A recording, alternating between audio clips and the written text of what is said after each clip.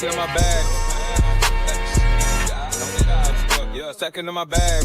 Got a crypto grind. Currency's flowing, every coin's on my mind. My coin base the upper, watching numbers climb.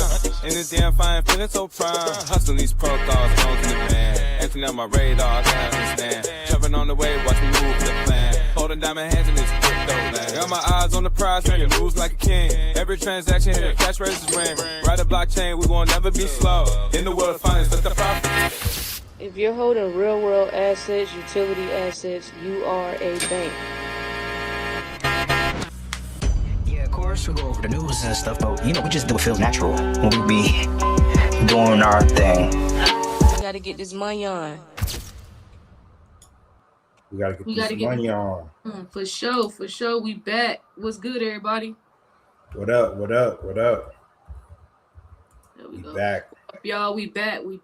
So we do got some stuff to go over. This is a couple articles. We're gonna talk about Western Union.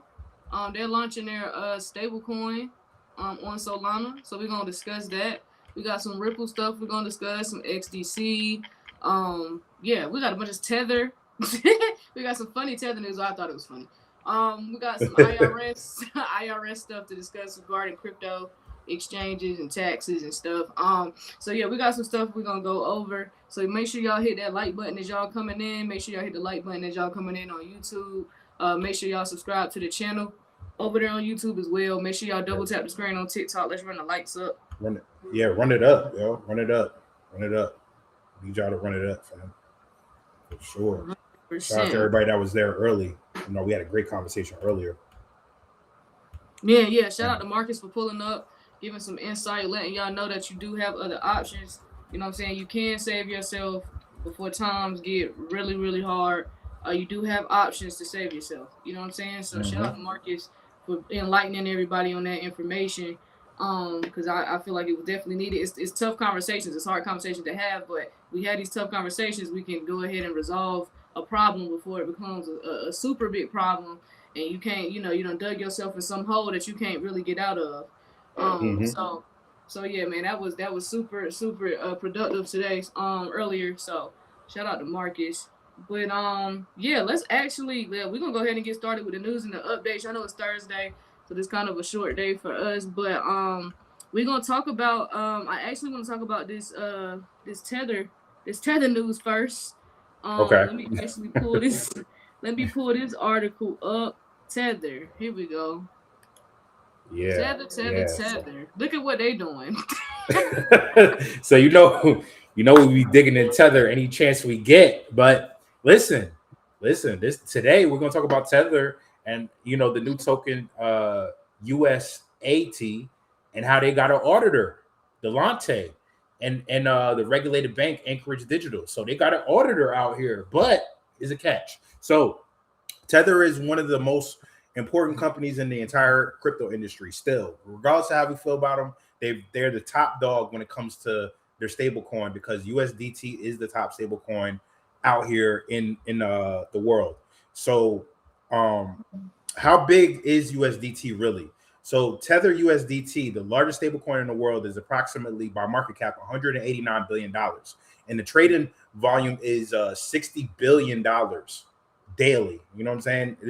Because a lot of people use it, and it's paired up with a lot of shit out here. So, that's why it has so much volume every day. So that means USDT is basically the plumbing of the crypto markets, right? And the most crypto trades use it. An example of that would be Bitcoin, USDT, ETH, Solana, whatever. So without USDT, crypto trading slows down dramatically. So this is the problem with Tether. For years, people ask, is every USDT actually backed by real money? We've been asking that shit for a long time too. For a very long time. Because if it isn't, the entire crypto market could have risk. And then what people want is still something called a full audit, right? What's an audit? An audit means, a huge accounting firm checks everything. They verify bank accounts, investments, cash, loans, reserves. Then they confirm, yes, every token is backed by real assets. And then who are the big four auditors? So you got Delonte, PwC, Ernst & Young, and KPMG. So these firms audit companies like Apple, banks, governments, public companies. So if one of them signs off on your books, it gives you huge credibility out here. These companies have huge credibility. So the lot. I said Delonte, the lot. I thought it was Deloitte. It's the lot. Deloitte, the lot. Whatever the fuck it is. Yeah, exactly. Deloitte. Deloitte. Maybe it's Deloitte. Maybe you're right. Deloitte. Okay. So, a big four, Deloitte just reviewed a reserve report connected to Tether, but it was not for USDT. It was for the new stablecoin USAT. So what's USAT? USAT is a new regulated stablecoin issued through a bank. The bank involved is Anchorage Digital. So important fact here is that Anchorage is federally regulated bank in the United States. So that means regulators oversee it. And then what Deloitte actually reviewed is Deloitte checked the reserves report for USAT. They confirmed that the assets backing USAT match the tokens issued at the moment in one time. So the amount they said USAT tokens issued is $17.5 million, and the reserve assets is $17.6 million, and the surplus is about $103,000. So the reserves were slightly higher than the tokens issued, but that's good. So what the reserves are made of is cash and U.S. Treasury-backed repo agreements. So it's $3.6 million in cash and $13.95 billion in U.S. Treasury-backed repo agreements. So this is considered very safe collateral. Treasuries are basically backed by U.S. government. And then why the government likes this model is because regulators want stablecoins backed by cash, U.S. Treasuries, not things like Bitcoin, gold, risky investments, and loans. But the huge catch here, this audit did not include USDT. This audit did not include USDT. And remember, USDT is $189 billion, right? USAT is only $17 million. So the audit covered a tiny stable coin, not the massive one. Damn. So even though USDT wasn't audited, this move is very strategic. So it gives Tether a regulated U.S. Stablecoin, a bank partner, and a Big Four name attached, a Big Four auditor name attached. So this helps Tether on the political stance. So why USDT is still the real story is because even with this development, the market still cares about USDT because it powers the entire crypto trading system. So yeah, fam. People still skeptical about this, though. Critics say that there has never been a full audit of USDT, as we know, and some reserves include non-cash assets, and then the system relies heavily on trust, right? So that's why regulators keep pushing for stricter rules. So I mean, this is cool, I guess, because they got their other stablecoin regulated and in compliance, but USDT, fam, $180 billion not in compliance. Yeah, 189 billion that's not compliant. Yep. Oh, okay. Okay. Tether, whatever, but that shit is done ski, bro. It's over with. You feel me? They're trying to save it, but they ain't saving it. Sorry. Sorry. Yeah, they can't save that shit. They trying, but they can't save that shit. They can't do it. We'll see though. So I know we talked about Swift and their new cross-border payment system. So Swift is targeting June for this. So I know we talked about it the other day. So the timetable is June. It lines up with the time frame. I'm thinking they're gonna want all this stuff to start, the market to start going up because it's a midterm year at the end of the day. I think it still lines up with that August, September time frame. So but yeah, we'll go over this real quick. I thought this was some big news that came out quietly because I didn't see much of it on my timeline. But yeah, let's talk about Swift real quick. So what was announced? So an initial group of 25 plus banks plan to launch a new Swift cross-border retail payment framework by June. It says by June, by the way, by June. So before, it could be before. Right. By June 2026. So the system will initially support payment corridors across 11 countries, including Australia, Bangladesh. I don't know. Bangladesh. Yeah, Bangladesh. Yeah, you was right. Bangladesh. Bangladesh. Remember Amelie, the producer named Bangladesh. Go ahead. Oh, okay. Canada. Yeah. China, Germany, India, Pakistan, Spain, Thailand, United Kingdom, the United States. So the goal is to deliver faster settlement, predictable fees, guaranteed full value delivery, improve payment tracking. So this initiative focuses primarily on consumer and small business payments, especially remittances. So why Swift is doing this? Cross-border payments today have several persistent problems. Multiple intermediary banks, slow settlement times, unpredictable fees, limited payment transparency. So many international transfers still take 1 to 3 days to settle, depending on the banking corridor. So the new SWIFT framework aims to make international payments closer to domestic payment speeds. So what makes this system different? So the new system introduces a formal payment scheme with enforcement rules among participating banks. So those key features include transparency, full value delivery, so the recipient receives the full amount without unexpected deductions, end-to-end tracking, so users can track payments across the banking network, and faster settlement. So some transfers could settle within minutes or hours instead of days. So how this fits the global payment strategy. So this initiative aligns with the G20 roadmap for improving cross-border payments, which targets improvements in speed, cost, transparency, and accessibility. So you have global policymakers want significant improvements by 2027. So banks are under pressure to modernize international payments to meet those targets. So even though Swift is improving the messaging and payment scheme, the core correspondent banking system remains in place. So that means banks still move money through intermediary banks. Liquidity still sits in pre-funded accounts across countries. So this is an important point when comparing Swift to newer payment technologies. And also it's competitive pressure on Swift as well. So this modernization effort is happening partly because of competition from fintech payment networks, because they got faster API-based payment systems, card network push payments, so that's instant cross-border transfers, and blockchain payment rails, so stablecoin settlements, digital asset payment systems. So these technologies promise 24/7 settlement, lower costs, and direct value transfer without correspondent banks. So this is an early adoption and expansion plan. So the rollout will occur in phases. So phase 1 is supposed to be in June 2026. So that will include initial groups of banks in 11 payment corridors. And then in phase 2, that's supposed to be later in 2026. So they're trying to get this done this year. So that's additional banks and more countries added to the network. So the goal is to eventually expand this framework globally. So this development signals that traditional banking infrastructure is undergoing modernization rather than immediate replacement. So instead of abandoning Swift, banks are upgrading payment messaging, improving transaction transparency, and accelerating settlement speed. So the system remains part of the existing global banking architecture, but with new rules and faster processes. So this is just to remind you guys that it is a lot going on the back end. It's a lot going on the back end. Mm-hmm. They are definitely modernizing the payment system. So you are on the right side of history, and you're on the right side of investments right now. Investing into the payment rails is the smartest thing you could do right now since we're upgrading. So investing into those companies is smart as fuck. A lot of people don't even know to do this. They wouldn't even think about, oh, who moves the money?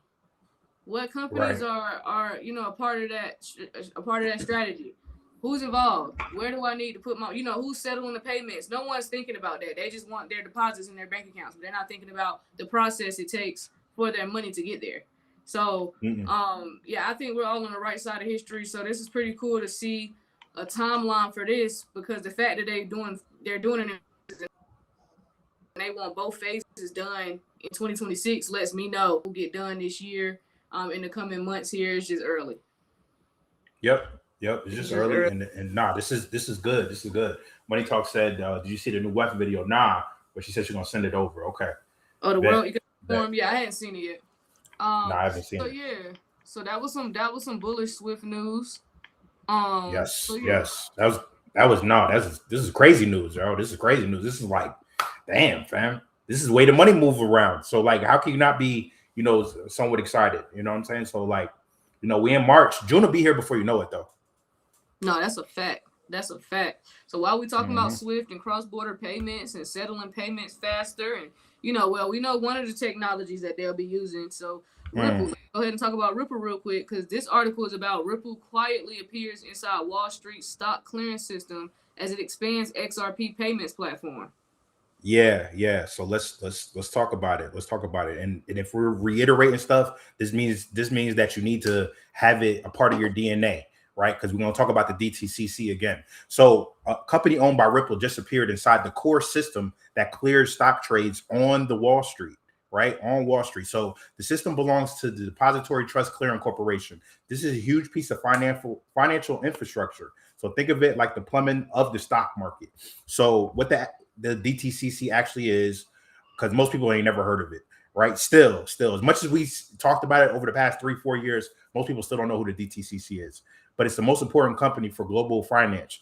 The DTCC processes stocks, bonds, derivatives, right? So the total value processed yearly is 2 quadrillions. This is why we're saying this is the movement of quadrillions of dollars, fam. Yes, quadrillion. So the NSCC. So inside the DTCC, there's a division called the National Securities Clearing Corporation. So the NSCC. And this organization handles stock trading clearing, settlement processing, and counterparty management. An example would be if you buy Tesla stock, behind the scenes, the broker, the clearing system, the settlement, and then the ownership is recorded. So the NSCC helps manage that process. So what just happened is a Ripple-owned company was added to the NSCC participant directory. So the company is who other than Hidden Road, right? This listing appears in the MPID directory. So what's the MPID directory? The MPID stands for the Market Participant Identifier. So it's basically an ID number for financial institutions. So why would Hidden Road just pop up in this directory essentially for the stock market? Because they're going to use it, fam. It's going to be used, right? They're not going to tell you, they're not going to hold your hand and be like, hey guys, we're going to be using Ripple XRP and we're going to be using it on this day, this hour, this minute. They're not going to do that, right? So that's why Ripple had to acquire companies like Hidden Road. That's why Ripple had to do stuff behind the scenes, right? So they can figure out ways to strategically place themselves where they needed to be, right? So an example of it would be banks, brokers, market makers, all of them, all have them, right? So they allow the systems to know who's trading, where the trades are coming from, and how to route transactions, right? Just across the board. So appearing in this directory means that Ripple is now visible inside a core Wall Street system. Why Ripple owns Hidden Road is because Hidden Road is a prime brokerage firm. Prime brokers help institutions trade things like stocks, crypto, derivatives, foreign exchange, and then clients include hedge funds, market makers, and trading firms. This acquisition moved Ripple closer to traditional finance. And then what they're trying to do overall, Ripple is building the full financial platform. Their goal is to handle the entire life cycle of payments, end-to-end payments, meaning that they're going to cover payment collection, asset custody, currency conversion, and settlement payout. Kween, that's a whole lot of money, fam. That's a whole lot of money right there. So how XRP fits into this is because XRP is designed to move the money quickly across the borders, right? Mm-hmm. So, and it's going to take seconds. They're going to need that. So Ripple's platform now does 4 major things: custody, treasury automation, virtual accounts, and stablecoin support. So it's a no-brainer. It's a no-brainer. They popped up on this directory because they're going to be used in the long term. But they're not going to hold your hand and be like, hey, guys, we're going to use XRP, guys. They're not going to do that. Right. They're not that simple. Absolutely not. So that's not happening. No. But no, this is pretty bullish. This is pretty bullish. Ingrain this in your brain. Ingrain it, because this is the information a lot of people gonna wish they knew soon. So yeah, okay. So we'll go on to this next article. Let's talk about the IRS real quick. Let's go ahead and get this out of the way. So the IRS proposes mandating electronic delivery of tax forms for crypto. Here they come, y'all. So they're gonna make sure they get them taxes. So if y'all was on with If I Can Get the Patreon, we talked about this a little bit, and he was saying how they tax stuff together before they, let this new asset class flourish, because they're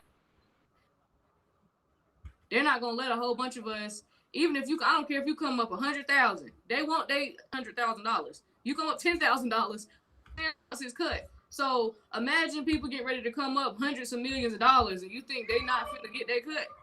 So, but yeah, let's talk about how IRS is proposing these mandating electronic delivery of tax forms. They're making sure they ain't missing a beat, boy. Nah, they annoying. Nah, they are. So the IRS wants to require crypto tax forms to be delivered electronically instead of on paper. So right now you can request paper tax forms from exchanges, right? But under the proposed rule, everything would be delivered digitally. And that's what they want. Everything to just be digital, right? Everything needs to be digital. They want to get away from that paper shit, fam. Because for obvious reasons, right? But the IRS created a new tax form called the 1099-DA. So this form reports crypto transactions. So think of it like the crypto version of a stocks tax form. So for example, if you trade stocks, you get a 1099-B, right? For crypto, the new form is 1099-DA, and it shows how much crypto you sold, how much money you received, and your transaction history, all up in your mix, fam. So what the new rule would change is right now, crypto exchanges must offer paper copies if users request them. So if someone says, please mail me my tax form, the exchange has to send it. Under the new proposed rule, exchanges would not have to send paper forms anymore. They would just be electronic only. And then exchanges could drop customers, fam. One surprising part of this proposal is that if a user refuses electronic forms, the exchange could end the relationship, meaning they could close the account, fam. So the IRS is basically saying, if you want to use this crypto exchange, you got to accept this right here. This is crazy, but this is part of the process. This is why they said it ain't gonna be no control, fam. I mean, ain't gonna be no decentralization. This is all control, fam.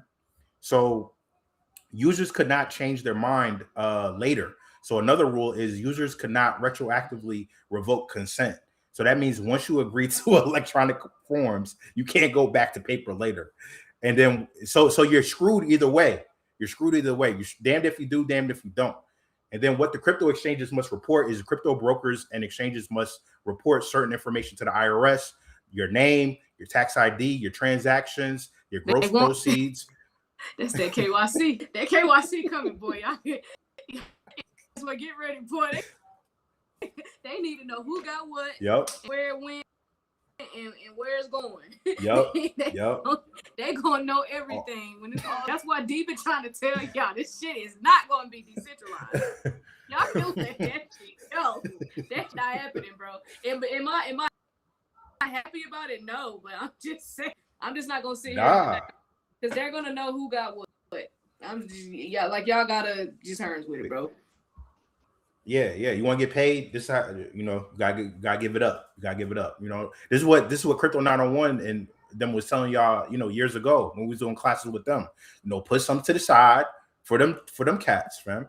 Put a little bit to the side, unless you trying to do some other type of way or tax shelter shit, which most people ain't gonna do. You know what I mean? Put something to the side for them cats. So for the tax year 2025, exchanges did not have to track cost basis. So cost basis is the price you paid for crypto. So say you buy Bitcoin for 20K, you later sell it for 30K, you get that 10K profit. Right now, tracking that purchase price is the user's responsibility, not the exchanges. So how many Americans own crypto? About 1 in 5 Americans own digital assets. So that's about 55 million people. This is why the IRS is increasing regulation, because crypto is becoming too big to ignore. And then why taxes are a major barrier, because a survey showed that the tax confusion is a big reason people avoid crypto. Results show that 10% of people say taxes stop them from using crypto. 39% want more education about crypto taxes, which is legitimate, since y'all are just going to continue to pay taxes anyway. So many people are worried about how to report the trades, how the gains are calculated, and what forms they need. And then the DeFi rule that caused panic, the article also mentions the controversial rule from 2024, where the IRS tried to classify DeFi platforms as brokers. That means the platforms like decentralized exchanges will have to collect personal info, track trades, and send reports to the IRS. So this require what? Kween, KYC, just like you said. So that rule was canceled, and in 2025, the rule was overturned by Donald Trump. The resolution removed the requirement that DeFi protocols act as brokers, but the crypto industry celebrated it because it protected the decentralized trading, the privacy, and the open blockchain networks. Why the issue is coming back is though, even though the rule was canceled, some lawmakers are worried about the tax enforcement. They want your ass, they want a piece for one, and they want your ass to pay the piper, right? They want you under the Uncle Sam's getting his cut. Oh yeah, thousand. So yeah, the new legislation being discussed, the Clarity Act, may bring a simpler reporting rules back. So if that happens, the DeFi platforms might still face KYC requirements. And then why the government is doing this? Because the government wants to reduce tax evasion. Crypto can make tax enforcement harder because transactions happen globally. Users can move funds between different wallets, and exchanges operate across jurisdictions. By requiring reporting forms, the IRS can track profits. Why this is actually part of a bigger trend is because governments worldwide are moving towards full crypto transparency. Examples include stablecoin regulation, exchange reporting rules, digital asset tax frameworks. So this is happening because crypto is becoming integrated within the financial system.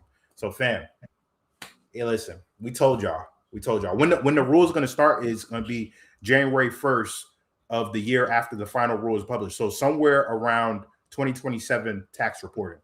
So okay, so that should let doing y'all it because they know.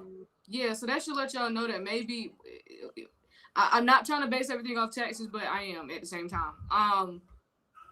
They may up this market in 2027 and not 2026 because they'll have tax laws in place. Because if they do it this year, they don't get their cut. So they're going to do it next year. So I'm just giving y'all a heads up of how this could go. I'm not saying the market won't go up at all. At some point this year, it very well can. But I don't think we see that big boom, that big rise from the Phoenix until 2027 because they're going to get their cut. They're not going to let niggas squeeze up out of here, without giving up, especially people that's getting ready to come up millions and hundreds of millions and some people billions of dollars. They're going to get cut. Absolutely. That's a good point, Kween, because, we always said that the indicator was Grand Theft Auto, and, they pushed Grand Theft Auto to November of this year. So now with the tax information being moved to 2027, that's a good indicator right there. So we definitely got to keep our eye on that. Yeah, definitely. Now that doesn't mean the market won't go up somewhat this year. They may play with you. They may be like, they may jack XRP up to $10-$20 just because, or they may do it at the tail end of the year just to be petty. Like, you know what I'm saying? Maybe Jake was a year early. Maybe the boom happens in December right before, you know what I'm saying? They start letting it go up in November, December, and then headed into next year, that's when you really see the boom. And then that way they're in that 2027 year, and now they can tax your ass. Now they don't get the bread. So, or they may do it early January. But I just know if them taxes ain't till 2027, you ain't seeing that crypto market boom until 2027, unless Trump go finesse because he don't like taxes and he may let it go up this year. I highly doubt it though, because he don't want to pay. He gonna find a loophole. But I will see. I know some people didn't want to hear that, but for those that did, that want, need more time to accumulate because you may have came in later than others. And some people just need to keep packing your bags up. So it gives you a little bit longer to accumulate. For sure. Facts. For sure. So let's talk about Western Union real quick. This was some huge news. So Western Union is launching a stablecoin on Solana. So yeah, this is interesting. You know what I'm saying? This how you know Solana definitely fixed this blockchain on the back end. They just have not displayed it to the public yet, because anytime I read stuff like this, it just sounds crazy until we have been proven that Solana blockchain actually fucking works. So Western Union launches USDPT stablecoin on Solana. So their key entities is Western Union, Crossmint, Anchorage Digital Bank, and Solana. So Western Union is rolling out a US dollar-backed stablecoin called USDPT, built on the Solana blockchain. The company partnered with Crossmint, a crypto infrastructure provider, to support wallets, APIs, and fintech integrations that will allow applications to move funds using the stablecoin. The token will be issued by Anchorage Digital Bank, a federally regulated digital asset bank responsible for minting and redeeming the stablecoin. So the core idea here is for Western Union, is that Western Union is creating its own digital dollar for global payments. The bigger infrastructure here is the digital asset network. So the stablecoin will operate within Western Union's new digital asset network. So the system links blockchain transfers, which is stablecoins, wallets, and fintech apps. Western Union's global payout network. So users will be able to convert digital dollars into cash at Western Union locations. So this is over 360,000 plus cash pickup locations in over 200 plus countries. And this is integration with wallets and payment apps. So crypto rails, Western Union rails, local currency cash, all coming together. So why Solana was chosen? So the stable coin is launching on Solana because of high throughput, low transaction costs, and fast settlement. So these characteristics are important for remittances and payments at global scale. For payment networks moving billions globally, speed and cost matter more than decentralization purity. So the remittance market angle here is that Western Union's main business is cross-border money transfers. Traditional remittance systems involve multiple intermediary banks. Didn't Kurt say that Western Union could use Solana? Where my boy Kurt at? He definitely said Western Union could use Solana and they could build a stable coin on it. But when it comes to interoperability, they're still going to need the XRP ledger. Kurt definitely said that when this news came out last year. Shout out to Kurt. I just remembered that while I was reading this. Because I know some people are like, oh, they're not using XRP. They're going to use XRP. They're just letting you know that they're using Solana and they're going to build the stablecoin on Solana, which is cool. But in order for them to be interoperable, which Western Union definitely has to be, they're going to have to use the XRP ledger. They're going to have to use the XRP ledger. So, but yeah, Western Union's business is cross-border money transfers. So their traditional remittance systems involve multiple intermediary banks, pre-funded accounts in multiple countries and slow settlement times. So them using stablecoins could reduce pre-funded requirements, allow near instant settlement, and lower operational costs. So in simple terms, blockchain replaces parts of the correspondent banking system. So CrossMint provides infrastructure for wallets, stablecoin APIs, developer tools, fintech integration. So this allows companies to build apps that send USDPT on chain while connecting to Western Union payouts. So example use cases would be remittance apps, payroll systems, cross-border commerce platforms, fintech payment apps. So yeah, this is pretty big for Western Union for sure. Yep. So yeah, they building that stablecoin on Solana on Solana blockchain. So yeah, digital assets tied to real world payout networks. That's what's going on here. So all right, okay, Western Union, we see you. We know what's going on for real though. But y'all can mask it with Solana. Y'all could trick. See, that's the thing. It's so easy to trick people because they're so over XRP. They keep calling it a shit coin. They hate the token. They hate Ripple. They hate Brad Garland House. It's so easy to trick them into thinking, oh, Solana's the end all be all whole time. These motherfuckers need interoperability and they're gonna be using the XRP ledger the whole time. But y'all can fall for the shenanigans if you want to. But you gotta dig a little deeper sometimes. Always dig a little bit deeper. You know what I mean? Always find your discernment. You know, everybody finds their discernment their own way. So it is what it is. Sure. But no. That was good. That was good to look up because we definitely did talk about Western Union and Solana, and it was just like, all right, whatever. So got this crypto platform aims to let retail investors buy IPO shares at the same price as Wall Street insiders. What's up with it? What's this right here? This is interesting. Yeah. Very interesting. Hold on. Go. So IPOs. Let's talk about it. Damn, I had a lot of notes. All right, so you already know IPO is a initial public offering. So that means the company becomes publicly traded on the stock market. So examples of companies that have big IPOs was Circle, Coinbase, Facebook. Before the IPO, only the founders, the venture capital investors, and the private investors own the shares. And then after the IPO, the public can buy the stock. Now, the problem with IPOs today is that what most people don't realize is Wall Street insiders buy shares before the public can, right? So if you're in the in crowd, you know what I mean, you can buy the shares. So then when the stock opens the exchange, the price is already high, right? So that's called an IPO pop. So an example from the article is, Circle. Circle was priced at $31 per share. And then when the market opened, it jumped to $69. And then it closed at $83.23. So that means early investors made 168% in one day. They made 168% in one day. Retail investors missed that profit. Jokers was just like, oh, yeah, we're going to get that. That's crazy, right? 168% increase in one day. Wow. So why this happened is because big institutions, imagine what Ripple's going to do. Big institutions get the shares first. So examples of that would be hedge funds, banks, wealthy clients. Then the public buys after the price jumps. So the crypto company trying to change this is called Backpack.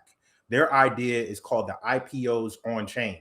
So what's IPOs on chain means is that instead of receiving stock in a brokerage account like Fidelity, Robinhood, Charles Schwab, you would receive tokenized shares in your crypto wallet, and then these tokens will represent real legal shares. This is a game changer. So the blockchain being used for the token that the tokens will run on is Solana. Hey, it is what it is. They try to give you Solana every use case possible for y'all to be like, hey, use this over here, use this over here, even though we not the best.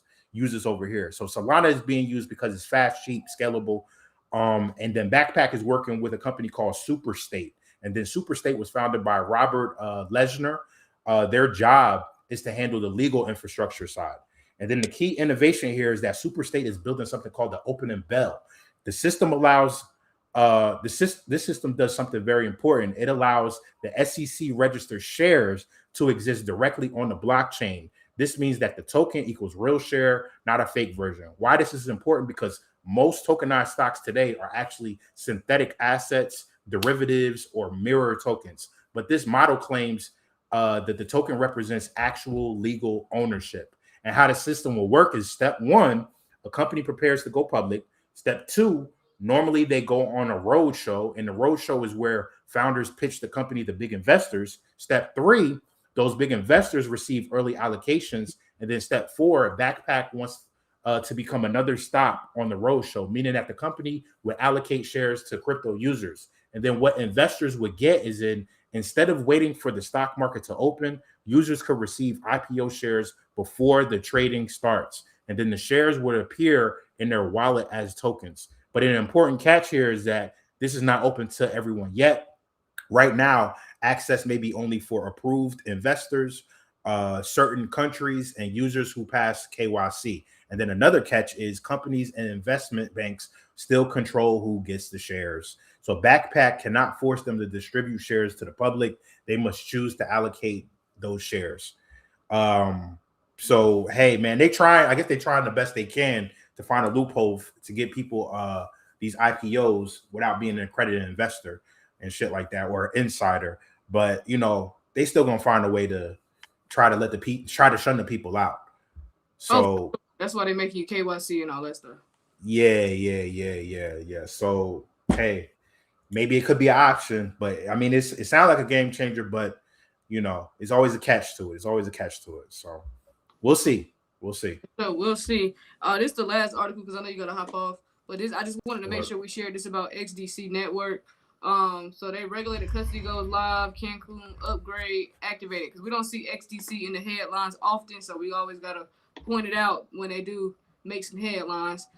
So basically it's an institutional custody integration partnership with BitGo. So XDC secured institutional custody support from BitGo, which is a major crypto infrastructure provider used by banks, exchanges, and asset managers. So the key elements of the integration, so it's regulated custody for XDC tokens, custody support for USDC on the XDC network, security using multi-party computation, MPC wallets.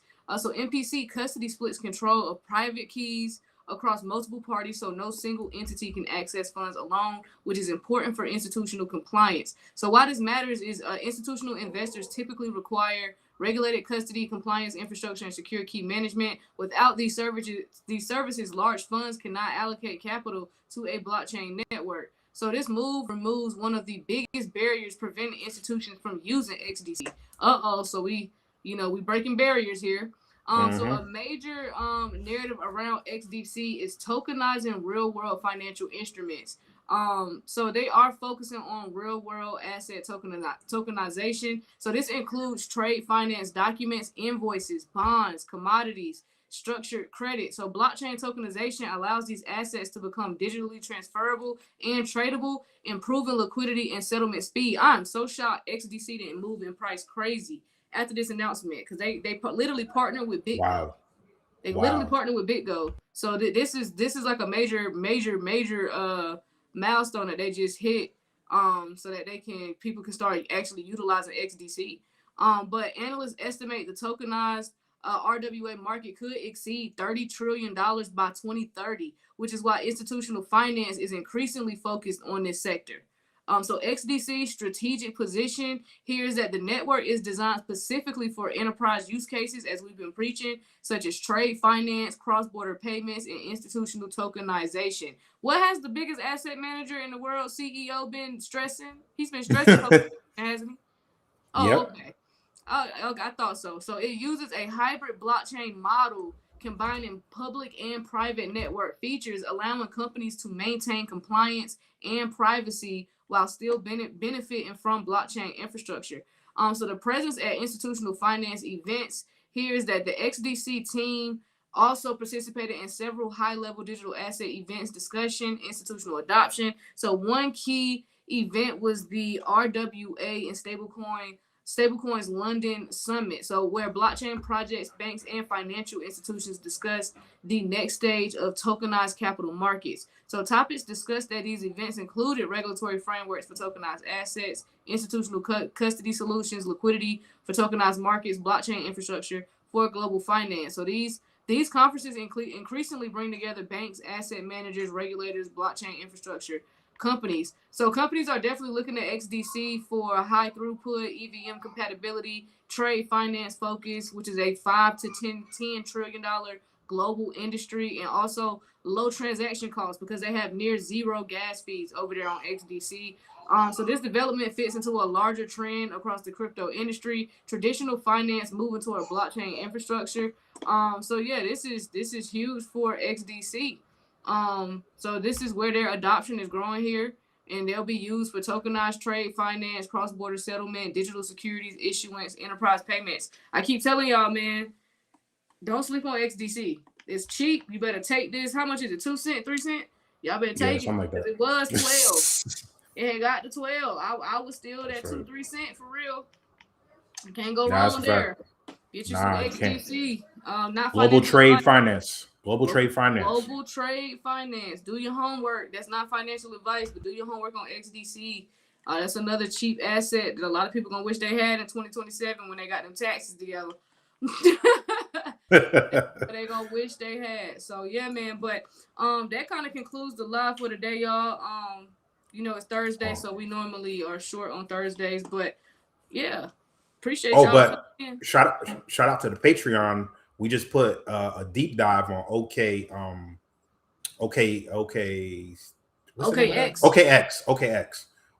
in there. Yep. So make sure y'all check that out in the Patreon. If you're not in the Patreon, the link is in the bio. Make sure you join the BlockNation Patreon, especially if you want to support the channel in any way, shape, or form. Join that Patreon. We do got that class coming up. So for those that want to know how we research and just basically utilizing AI, we are doing a crypto intelligence class that will be on March 15th, where you can learn how to use AI to detect emerging crypto narratives before they trend. So you're going to learn a lot in that class. That class is going to be on March 15th at 7:30 p.m. So grab that early bird. It's only $50 right now. So yeah, grab the early bird special, but the link is in the bio for that. Absolutely. And appreciate it, Dragon Emperor. Yeah. We're gonna be doing more deep dives in the Patreon. So you know what I'm saying? If we don't go live, we might just throw some shit in there. You just never know. For sure. And make sure y'all hit up D. Take advantage of that free trust opportunity as well. Take advantage of the free trust opportunity. Fill out that questionnaire. The link is in the description. I need everybody that's tapped in. Y'all need to be taking advantage of a free trust, especially as all this stuff unfolds. You kind of got a time frame here since the IRS kind of gave it away. 2027, you got time right here. So get your shit together. So that way, when this market starts to boom, you already got your ducks in a row. A lot of y'all wait until y'all get the money. That is too late. You ain't even gonna be thinking straight. Your ass ain't never had $2 million in your face.